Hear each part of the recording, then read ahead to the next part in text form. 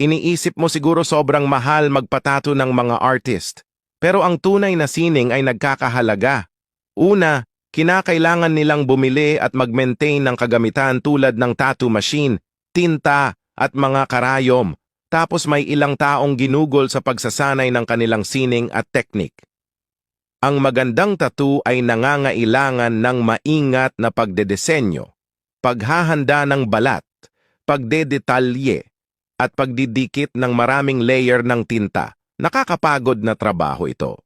Hindi katulad ng isang pintura na isang beses lang nagawa, ang tattoo ay mananatilihing malinaw sa kabila ng ilang dekadang pagkakaaraw at pagre-renew ng balat.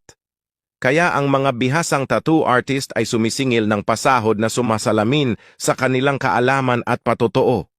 Ang sining na iyong isusuot habang buhay ay nararapat sa pamumuhunan para sa matagal na panahon. Follow for more.